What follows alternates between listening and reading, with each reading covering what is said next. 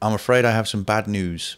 One of the world's most popular e-liquid manufacturers, Suicide Bunny, has been independently tested positive for diacetyl and acetyl propionyl. Now, if you're not familiar with the two bogeymen of e-juice, diacetyl is a chemical that's used in food flavourings to create a buttery taste, and it's perfectly safe to eat, but since 2009 it has been widely known as not being safe to inhale. Inhaling high levels of diacetyl is known to cause an irreversible lung condition called popcorn lung, which can be fatal, and acetyl propionyl is essentially the same chemical with the molecules moved around. Acetyl propionyl only exists because food scientists have developed it to replace diacetyl so that flavour companies can state publicly that their flavourings don't contain any diacetyl. But it's important to note that acetyl propionyl is just as, if not more dangerous than diacetyl. The name of the chemical is nothing more than a subversive device that allows irresponsible manufacturers to continue using effective flavourings at the cost of public health. E-liquid manufacturers are not currently legally obligated to test their e-liquids for chemical composition before they go to market. The flavours that are used by e-juice manufacturers are developed by an entirely different industry altogether,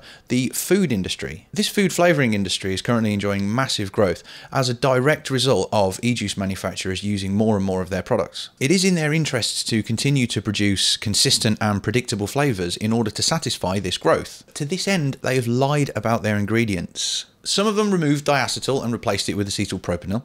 Some of them removed both and completely reworked their recipes. But others continue to use diacetyl and acetyl propionyl and never even addressed the issue publicly. The problem for the consumer arises when a trusted manufacturer of e-liquids does not demand independent lab tests for their raw ingredients or finished products.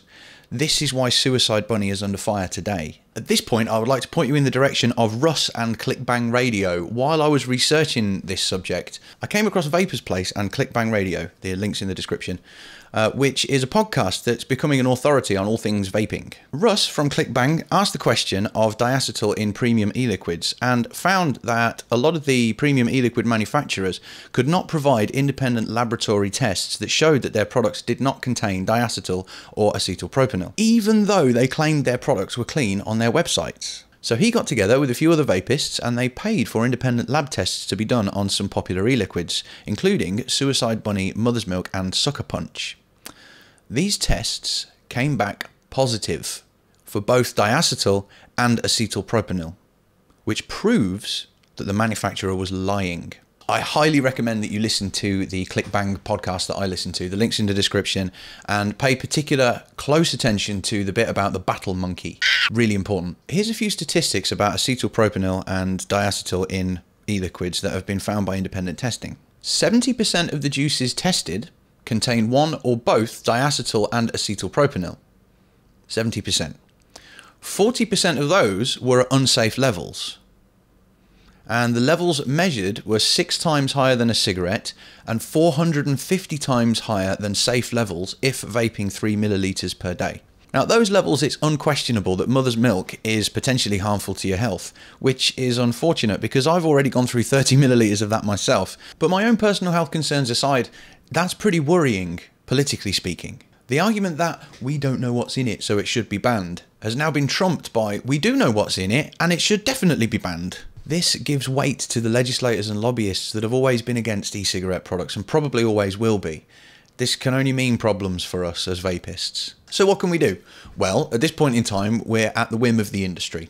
There is currently no legislation in place that says e-liquid manufacturers have to have their products independently tested. And well-established e-liquid makers will not want to adjust their recipes at the risk of adjusting the flavours that people already enjoy. They will protect their recipes' secrecy and consistency. However, until manufacturers are legally obliged to have their products independently tested, there's no way that we can trust them that their e-liquids are safe. Unfortunately, independent testing is 4-figure expensive, and some smaller single-flavour, one-man craft manufacturers of e-liquid simply can't afford it. So maybe the obligation shouldn't be on the e-liquid makers, but the flavour manufacturers.